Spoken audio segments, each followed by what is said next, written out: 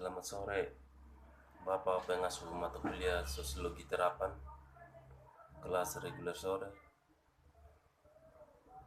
Dan selamat sore juga buat teman-teman semua. Perkenalkan, nama saya Yakobus Sumuro, NIM 16 340 30050, kelas 9A reguler sore, jurusan Sosiologi, Fakultas Ilmu Sosial dan Ilmu Politik. Baik, pada kesempatan ini saya akan menjelaskan hasil review saya dari tugas buku keempat dengan judul Perpustakaan dan Masyarakat dalam Usia Perubahan. Perpustakaan, masyarakat, dan sosial, peran, tanggung jawab, dan masa depan. Menurut David Baker dan Wendy Evans, berpendapat bahwa buku ini memperkenalkan tema, konsep, dan gagasan utama yang ada inti dari buku ini.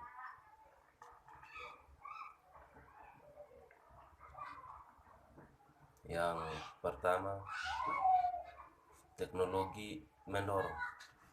Teknologi informasi dan komunikasi merevolusi cara informasi dibuat, disimpan, diakses, dan dieksploitasi. Antara lain, Derek Lau dan Sarah Porter kontributor buku ini. Sekarang ada banyak orang yang tidak pernah mengenal dunia tanpa internet, seperti yang dibahas Jenny Carven. Perkembangan diperkirakan potensi digital yang cukup besar, sumber daya diakui secara luas, dan banyak proyek besar telah dilakukan sebuah hasil di bidang ini. Yang kedua, kesetaraan dan bersamaan akses. Informasi selalu menjadi komoditas dasar. Perpustakaan sudah sejak lama telah diandalkan untuk menyediakan prinsip akses bebas ke sumber daya, bahwa perpustakaan menyimpan salah satu fondasi utama masyarakat demokratis, masyarakat dan tanggung jawab sosial. Akses ke informasi lebih mudah daripada sebelumnya, tetapi tidak untuk semua. Nah, ini adalah menada berkembang seperti dalam berkembang bangsa, karena kita sekarang hidup di masa kesenjangan digital, di mana teknologi dan akses ke informasi dapat memisahkan karya dari si miskin. Ada juga ketimpangan yang signifikan dari perpustakaan penyediaan secara global. Yang kedua,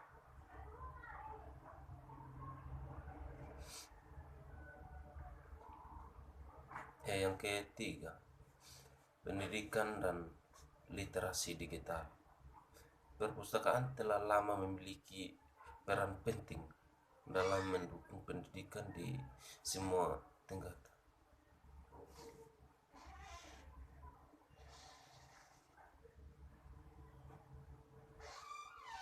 Cara-cara yang digunakan perpustakaan dapat berkontribusi untuk pengajaran dan pembelajaran, dan banyak lagi peluang yang ditawarkan oleh teknologi informasi dan komunikasi. Dengan pergeseran yang meningkat dari dosen ke siswa dan menuju ke silabus dan pelajaran,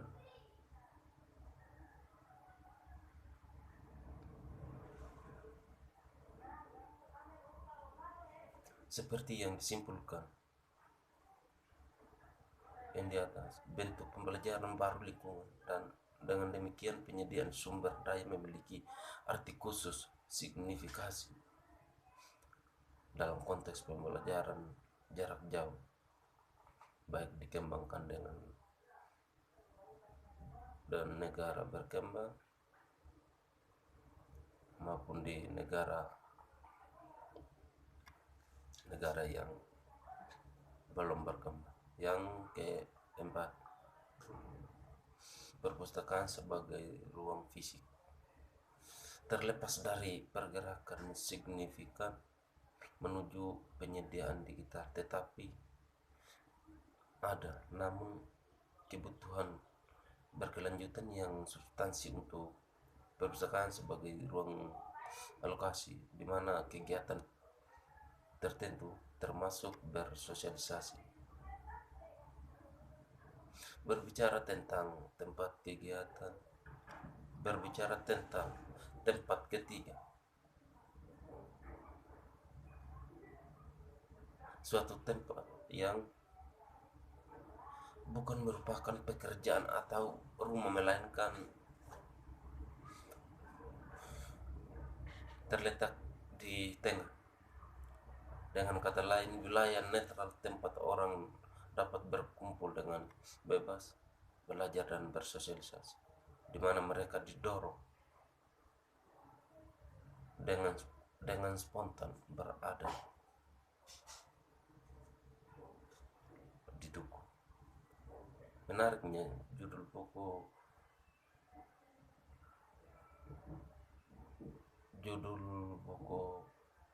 Oldenburg menyebutkan kafe, kedai kopi, toko buku, bersalon rambut, dan tempat nongkrong lainnya di jantung komunikasi, tetapi tidak secara eksplisit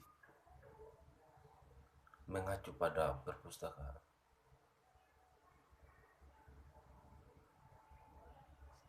Memang baginya tempat kita menggabungkan lingkungan dan jaringan pertemanan yang terdiri dari hubungan yang biasanya kurang intens dan membuat diprediksi dalam kliennya pada waktu tertentu daripada kebanyakan perpustakaan lokal. Dan berikut nilai dan dampak. Keberadaan perpustakaan di masa depan akan sangat bergantung pada mereka.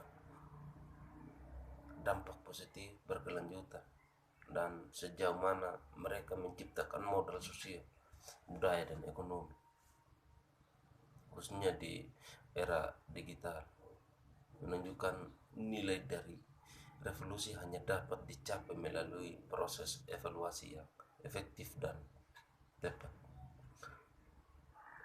Nah, berikut mencari alternatif dalam lingkungan ini. Kemajuan membutuhkan ekonomi dan inovasi di waktu yang sama. Kemitraan dan kolaborasi menjadi ciri khas organisasi dan layanan akan berfungsi di masa depan.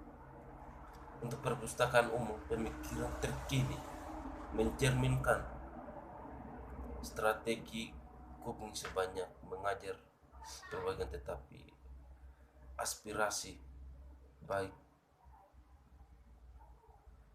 lebih baik dan lebih murah.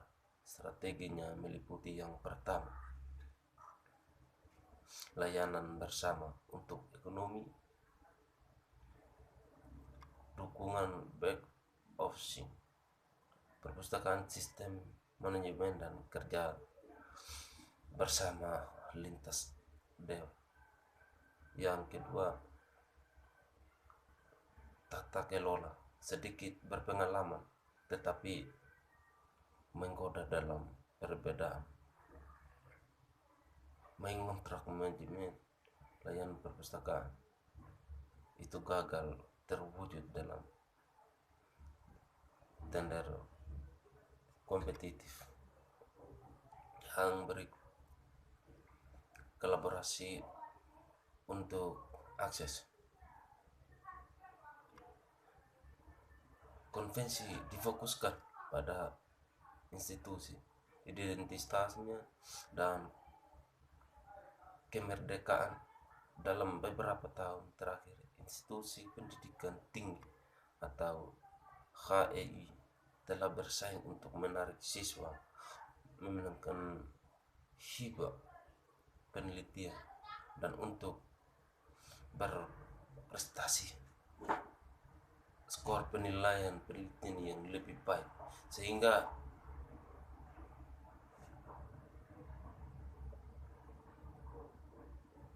memperoleh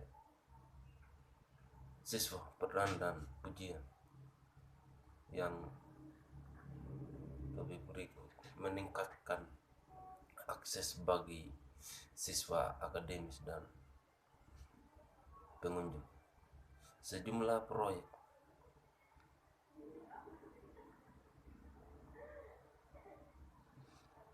proyek di pendidikan tinggi dan lanjutan sedang menjejaki cara untuk melakukan menjawab kebutuhan mahasiswa dan akademisi yang untuk berbagai macam alasan membutuhkan akses ke sumber daya di pengetahuan selain rumah mereka, lembaga. Seiring waktu, skema berkembang secara bertahap dari pengaktifan akses ke sumber daya cetak yang berkolaborasi dalam mendesain ruang belajar. Dalam dekade terakhir ini telah terjadi perubahan radikal dalam konsep ruang perpustakaan akademik, dengan ide serupa diadopsi di perpustakaan umum dan pengaturan pembelajaran lain. Keseimbangan ruang dan fasilitas bersifat menurut mata pelajaran institusi dan peserta didik. Lebih banyak ruang untuk sumber daya fisik dan teknologi informasi dan komunikasi. Berikut, arus pengetahuan perpustakaan seumur hidup. Sebuah tanggapan kontekstual Inggris akan segera mengalami perubahan total. Keseimbangan ekonomi penduduknya, ekonomi yang sukses, menuntut keterampilan baru dan kapasitas untuk belajar dan berinovasi.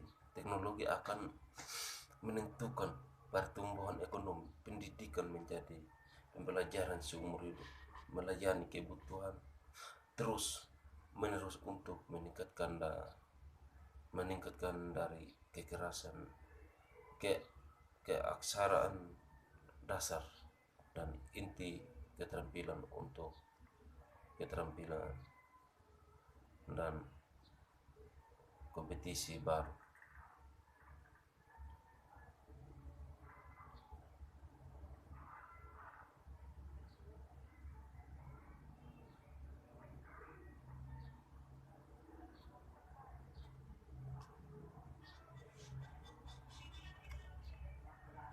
Yang berikut, dari orang mengalir ke aliran pengetahuan. Yang pertama, untuk berjaga-jaga, selalu ada informasi dan pembelajaran nasional. Layanan semua perpustakaan terbuka untuk semua atas dasar berjaga-jaga kapan keadaan membutuhkan untuk belajar atau penelitian informasi pribadi, kesehatan, dan kebutuhan komunitas. Yang berikut, desain spesial di perpustakaan umum, akademik, sekolah, dan komunitas. Ruang belajar menjadi lebih mirip.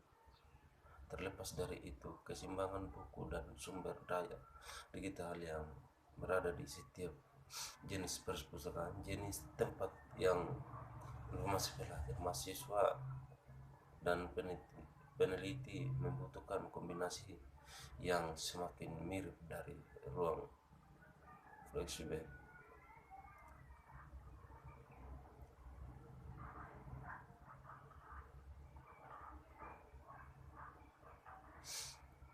Jadi kesimpulan dari semua perpustakaan menghadapi sejumlah tantangan dalam memberikan layanan. Dalam hal ini, mengubah lingkungan informasi sebagai penyediaan sumber daya penelitian baik cetak atau elektronik, serial atau monograf atau penelitian lainnya keluaran seperti file data, karya kreatif dan sebagainya, akademik dan perpustakaan penelitian umumnya membuat ketentuan mereka untuk yang ditentukan konstituensi peneliti.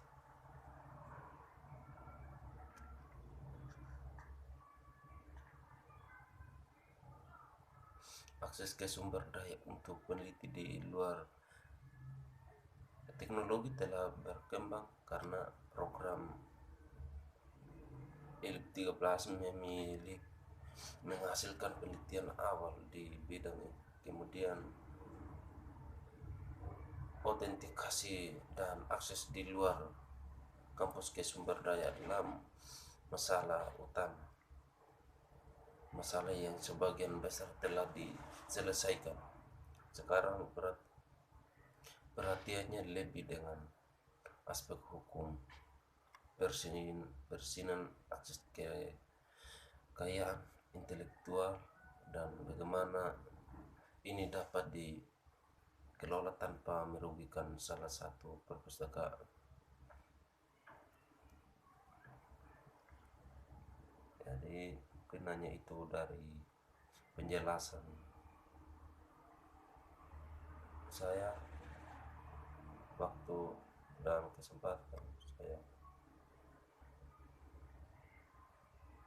ucapkan terima kasih. Selamat sore.